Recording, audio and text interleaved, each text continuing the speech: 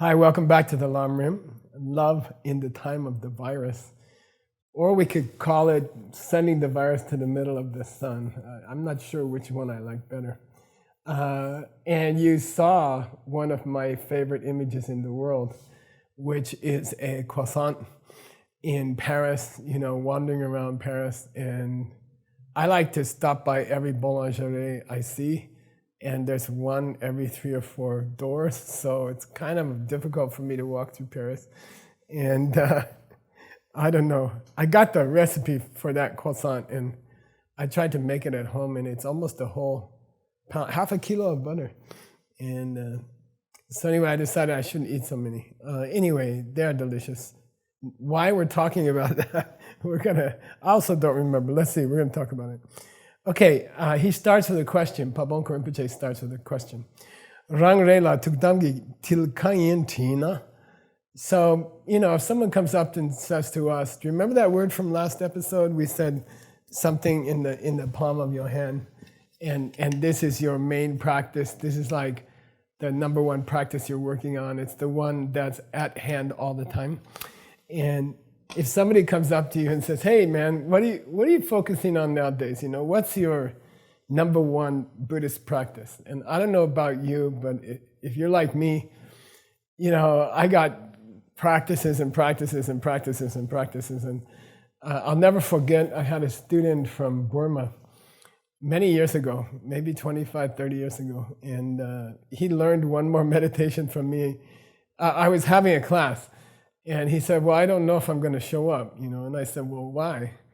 And he says, I don't need one more thing to feel guilty about that I'm not doing, that you taught me, And he says, I'm going a little bit crazy, feeling guilty about trying to do all the things you taught me, And so, tukdam means, tukdam gitil means, what are you going to focus on? So I think it's important for all of us to find one thing that you're going to be focusing on. And obviously in this Lamrim retreat that we're doing right now, we're trying to focus on the idea of this experience.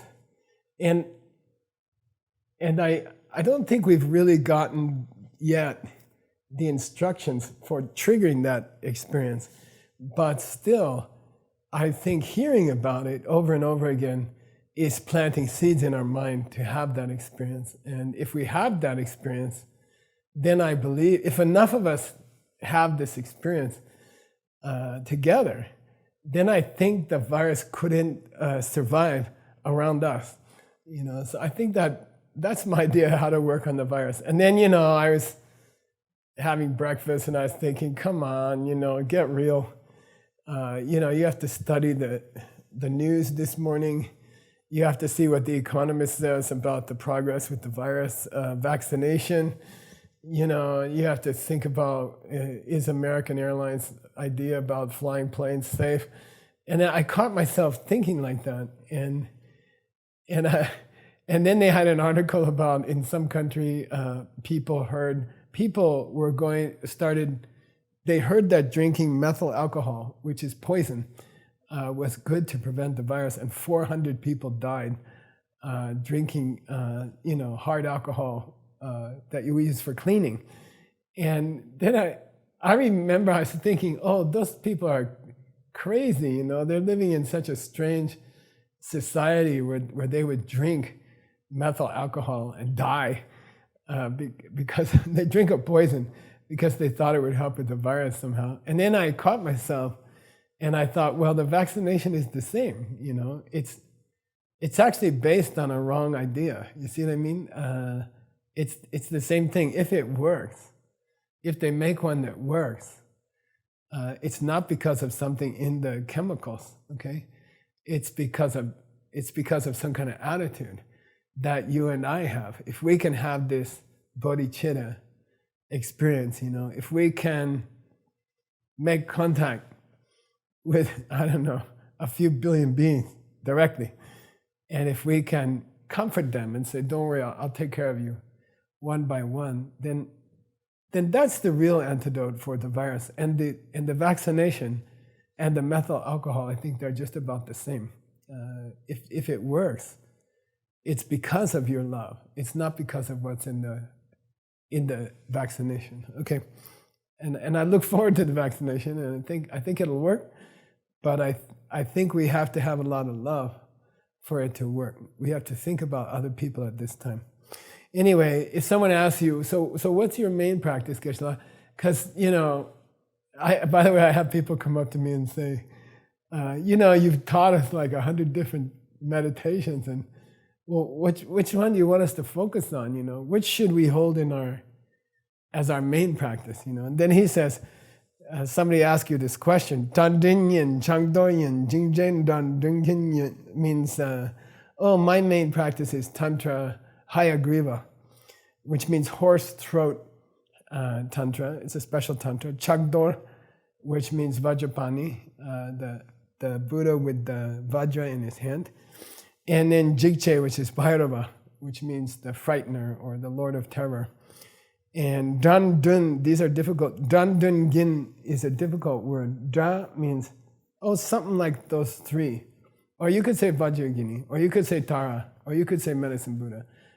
I'm focusing on that. Dun means I'm reciting that sadhana. That's my regular sadhana. Dun means to recite every morning. What's the Sanskrit? Svadhyaya, okay, Svadhyaya.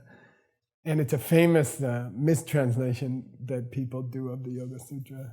It means to do your daily memorization and recitation. And all the translations say self-study or something like that, which has nothing to do with that.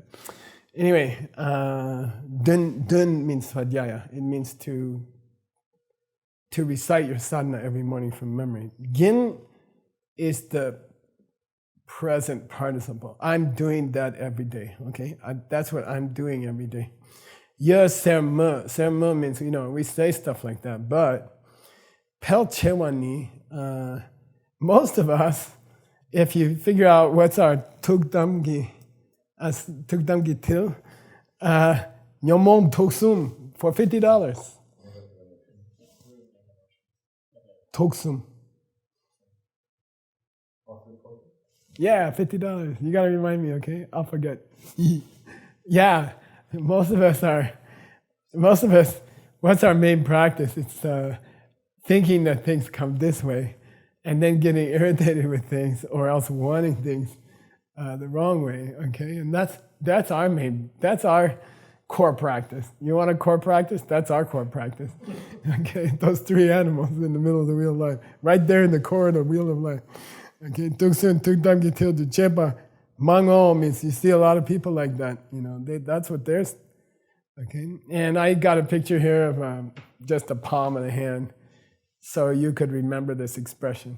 What's our main practice? What's the thing we're focusing on? And it's this thing in the palm of the hand where this is your main practice. This is the one you carry around with you all the time. Okay, and I like this picture. I don't know why. I think it's kind of artistic, I guess. All right. Then Lord Atisha, he's talking about Lord Atisha, Dipankara Sri Jnana, and he says, wow, he was a master of everything. He had mastered countless scriptures, and his commentaries are unbelievable. In fact, I was trying to read one yesterday, and I was like, I actually decided not to teach it to you guys in October because it's just too difficult. And so, Chitamje Lakepagir, he was a master of everything, of all these. By the way, we are going to do his sadhana, but we're not going to do a commentary on emptiness, which is often printed with the sadhana. I thought it would be nice to do them together, but it's too far out. It would take a year to teach it. Kepa Kirkyang, they tu matsimba. Tu matsimba means, but he wasn't satisfied with learning all these topics.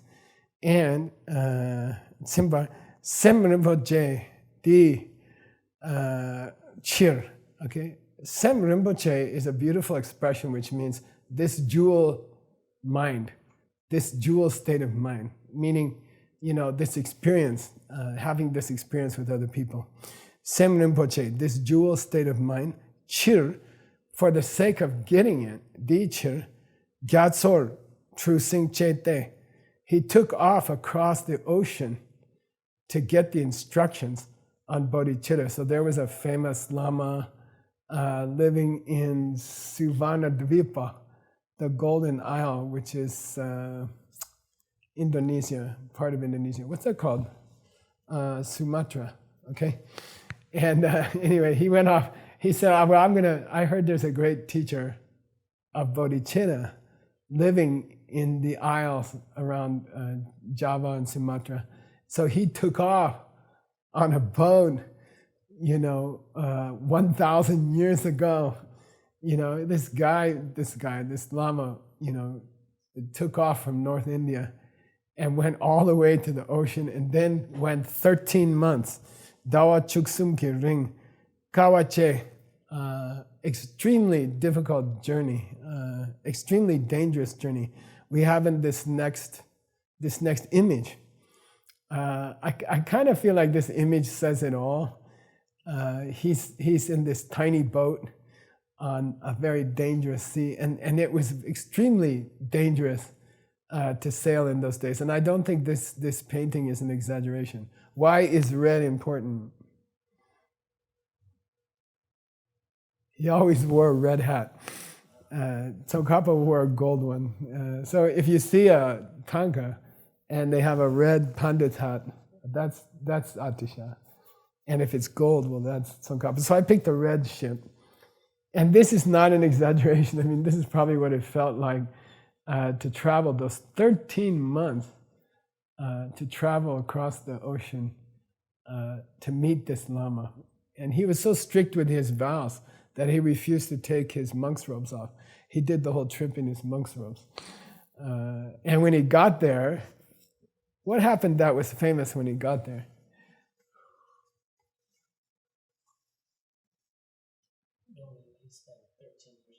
Yeah. I don't think it was that much, but he refused to go to. By the way, that teacher's name was also Dharmakirti, but it's a different Dharmakirti. And sometimes he's called Suvarna Dvipa Guru, the Lama from the Golden Isle, Sumatra. But he refused to go directly to his classes. He checked him out first. He probably got to Indonesia and got an internet connection and checked out this person to see if there were any scandals or any problems with this person, okay? And he did not go directly to the teacher. He studied the teacher first, after the 13 months on the ocean, okay? Lama ser ningba la din damgak yongzok sente. And then Lord Atisha studied the complete instructions for having this experience of bodhicitta directly from Lama Serlingba Suvarna Dvipa Guru. Sante Chanchu Kisemla Tutangi Til, and he made bodhicitta his palm practice, at the center of his palm practice. Lama Shenle Kushab Chewa. And he had many, many teachers in his life, Atisha, but he respected this teacher above all. And he was more devoted to this teacher than any other of his many teachers, the one who gave him the instructions on bodhicitta. Shen Tawani Serling Basemtsam Yimbe Mawa Yino. This is a very interesting sentence. Shen means, if you looked at this teacher, Sudvana Vipa Guru, from another point of view, Shen, Tawa, his philosophical school was Semtsam.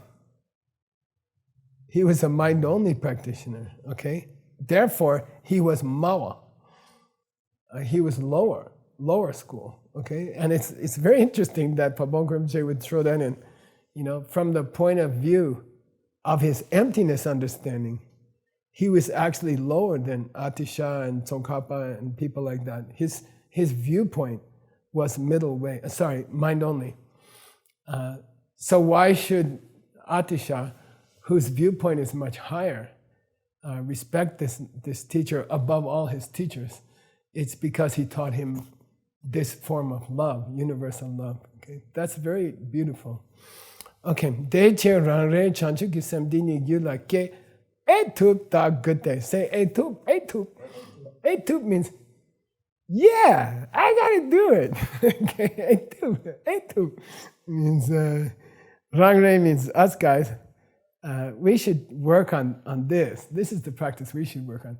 Etup means, I think I can do it, I think I could do it. Etup means, I think, tup means to be able to, right? And etup means, yeah, I think I could do it. After hearing this Lam Rim, due to the hard work of Tim and Jingmei and Seiji and 100 other people, you should be saying by now in this course, you say, hey, I think I could pull that off. I think I could do that. I'm gonna go for it. Okay, etup, ta good day. That's how you have to think. Okay, you have to think like that. Ta good day. Sem kewe luten tare de lakpa jung du me. Luten means body and mind headquarters. Okay, body and mind headquarters. For sem kiewa. What's that mean? For sem kiewa.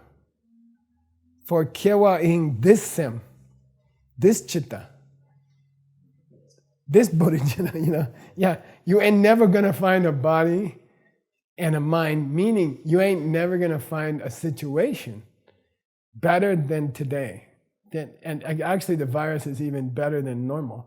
Okay, you're not gonna find a better world, you're not gonna find a better human body, you're not gonna find a better IQ, you're not gonna find a better Dharma IQ than the one you got right now. He says that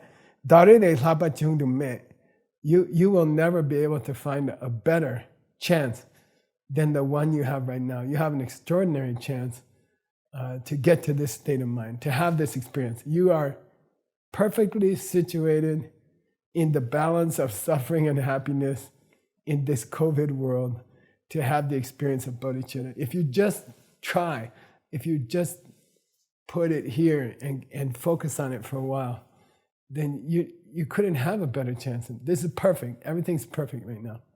They say in the God realms, people can't develop bodhicitta very easily because there's not enough problems.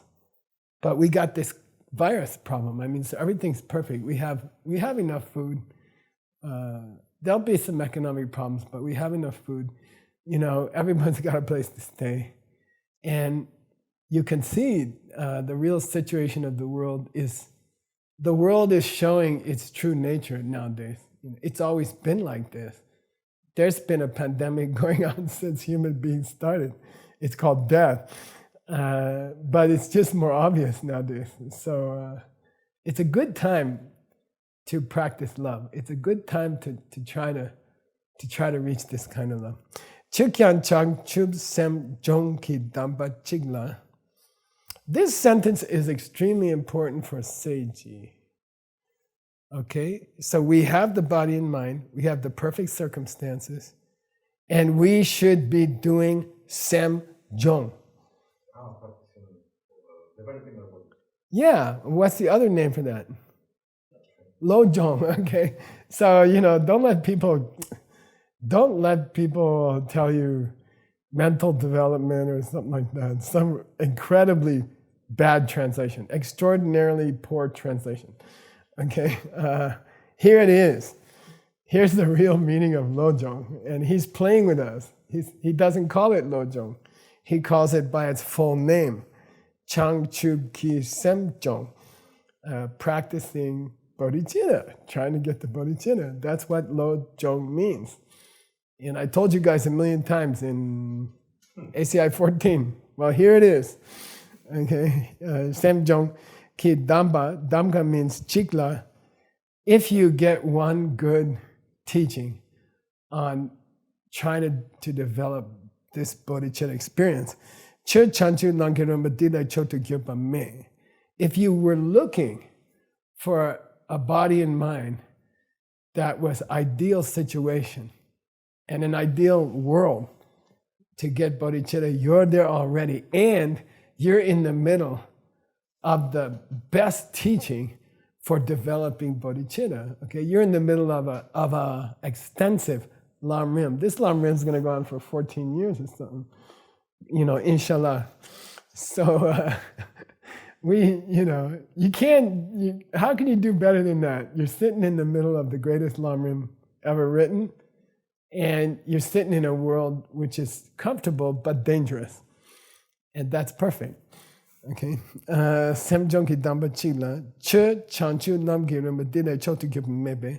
There is no better dharma you could be working on to get bodhicitta.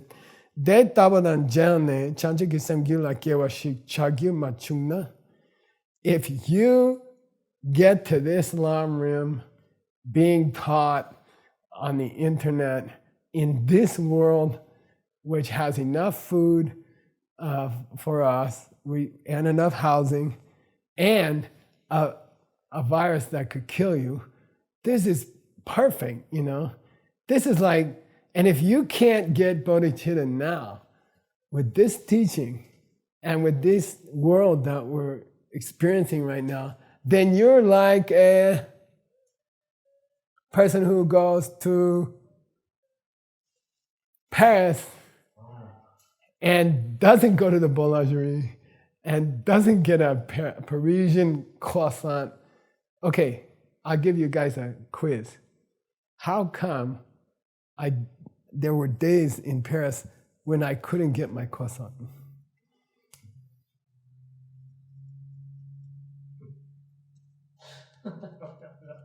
It's a quiz. When you arrive and when you're late.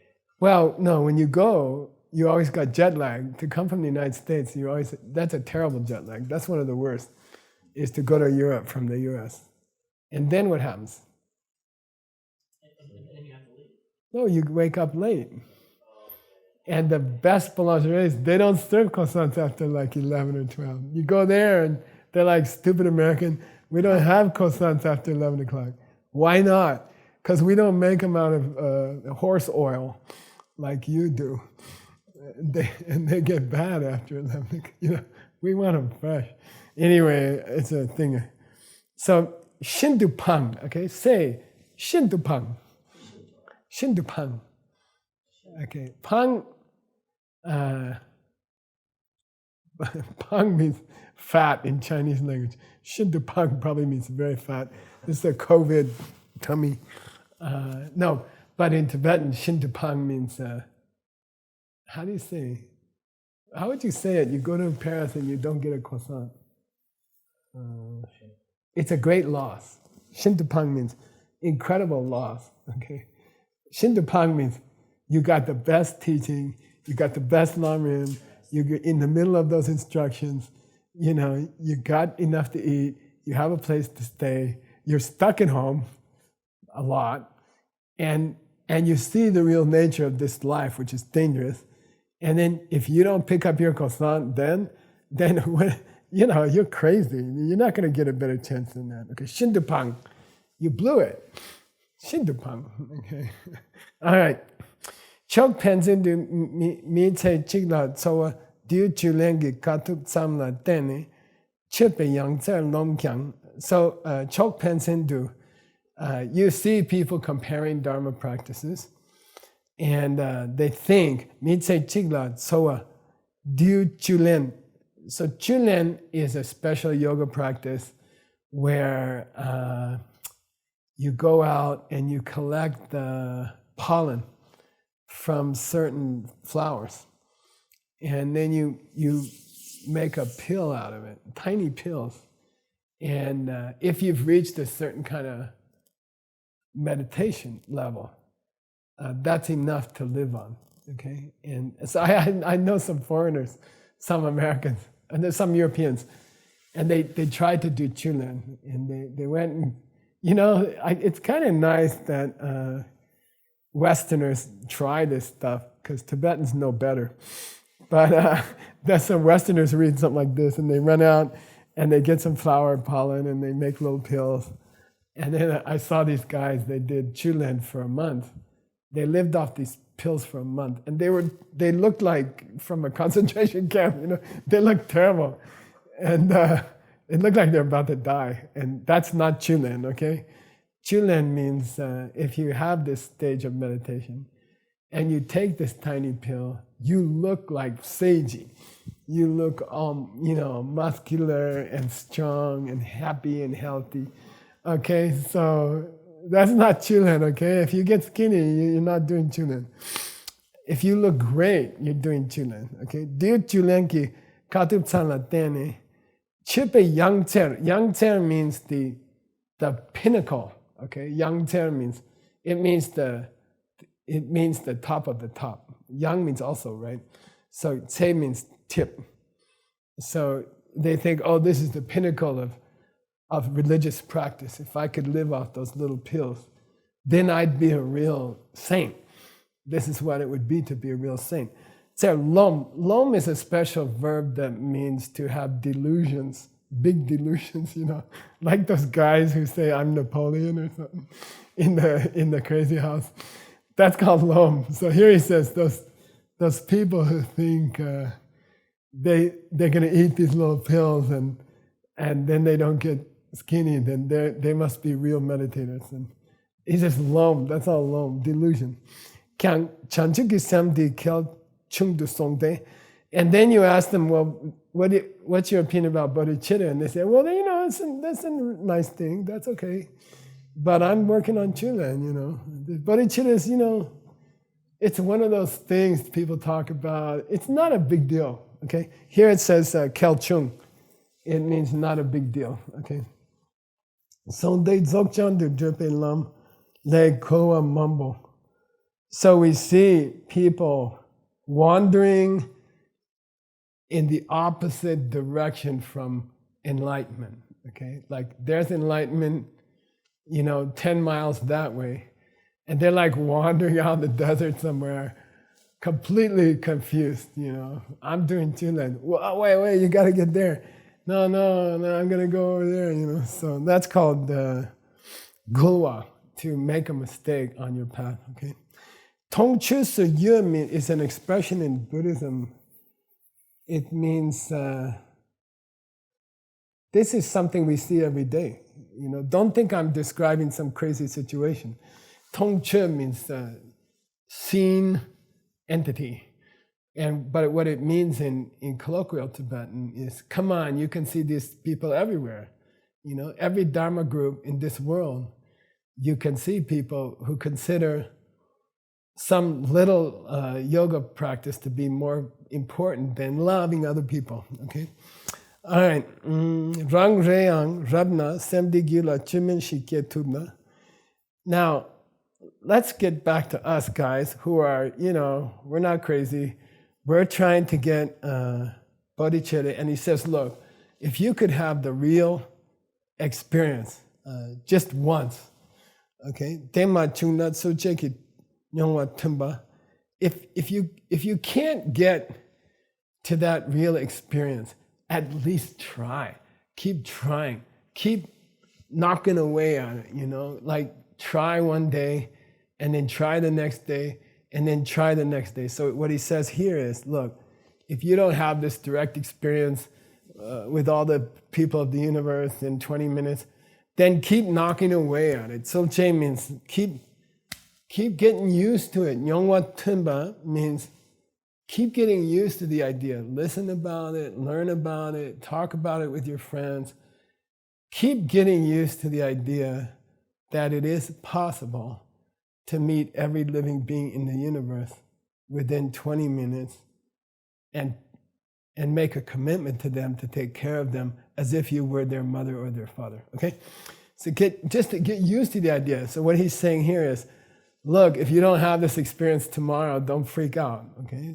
Just keep working at it, keep trying, and get used to the idea, keep thinking about it, and then it's gonna help it grow in your mind. Here's another echung. Then if you don't have time or you're too busy to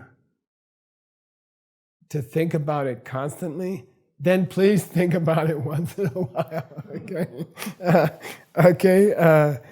At least get in the general mood. Nyamok tu tsu.